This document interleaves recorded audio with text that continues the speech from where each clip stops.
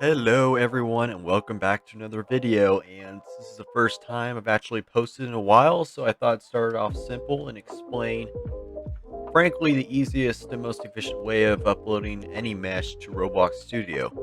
And I will be covering potential problems that you might run into, so that'll also be a little bonus section of this video.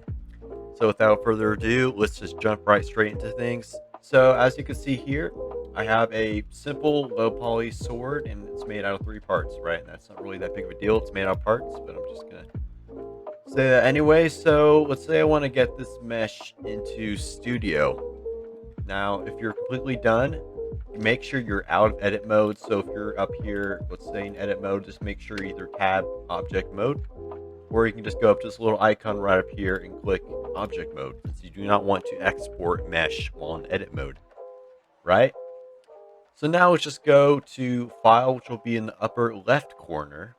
We'll just go up there and let's go down to export once you see that. And you'll have multiple options. Some people will go with OBJ, but for this video, and usually for most meshes, I always go with FBX since it's just easier and more convenient in some circumstances. So we'll just go with FBX. Name your mesh to whatever you like. Doesn't really matter.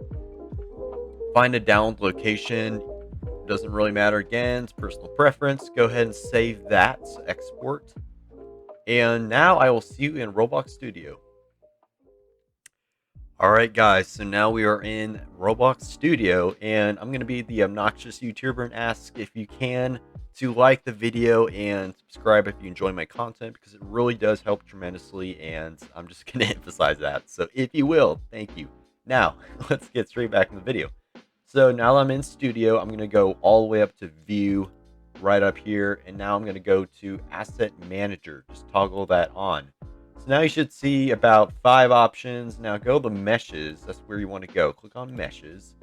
And then you should see a little kind of box with the arrow. That's like the import button, right? So just go ahead and click on that. And now go to your download location. And for mine, that'll be, let me go there real quick. Alright guys, so now I'm at my file location. I'm just going to blur some of that stuff out just for privacy reasons. So I'm just going to go ahead and double click on that. And now a little window will pop up. And it'll give you a couple options where you can choose from. Now we have rescale if too large, reverse inward pointing mesh towards normal. Now I would generally keep these 2 boxes checked off. For the third one, it says import files to single mesh. Now you probably wouldn't want to do this if your mesh is split up into separate parts, because you'll want to color those parts if you end up choosing to do so, right? So if you want to ever separate a mesh and want to color something inside of Studio, you want to make sure you have those separate parts and not as a single mesh, right? So you want to make sure that box is not checked off. So I'm just going to go ahead and leave these 2 checked on though and apply. And now this is going to do its thing, and here we go. And it's just going to start importing the meshes, and it is finished.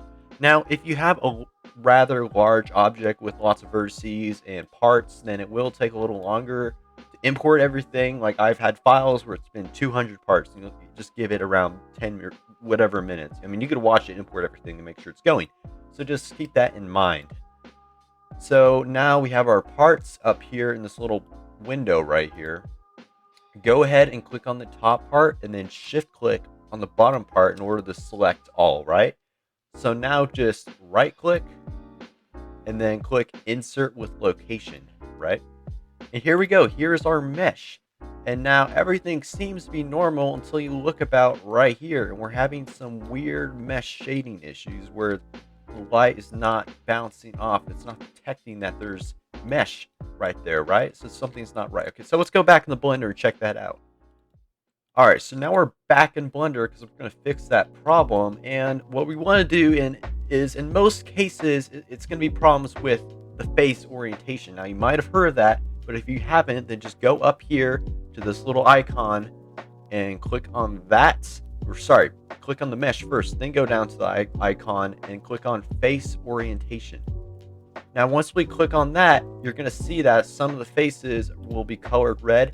And for most users, the correct facing or the correct, oriented faces will be blue, but in my case, my settings have it to where it's gray, but it's not important, right? You just need to be looking to make sure there's no red faces. But for me, unfortunately, there is a red face. So that means that the faces need to be flipped. They're pointing in the opposite direction. Since when we have mesh like this, it's only pointing in one direction because inside there is no face. This is the only face you're seeing. If I'm explaining that correctly, it might be a little confusing. But don't worry about it. All you need to know is that if you see this red, that means the faces just need to be flipped. And it's rather easy to do. So if you see that, just go in the edit mode, right? You can either tab or go up to this little box icon, click edit mode, and then click all the mesh. Now go to the little mesh icon, click on that.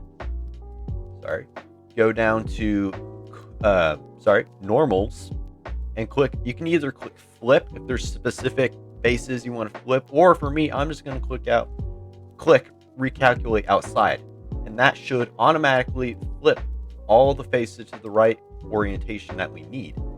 So obviously we're gonna have to re-import this mesh since we just fixed the problems. So I'm gonna go ahead and make sure I'm out of edit mode, right? Go back to file, export FBX, right? Go back to your file location to wherever you want to save it, and then just do that. Boom. So now go straight back in the studio, delete your past mesh. You don't want that, right?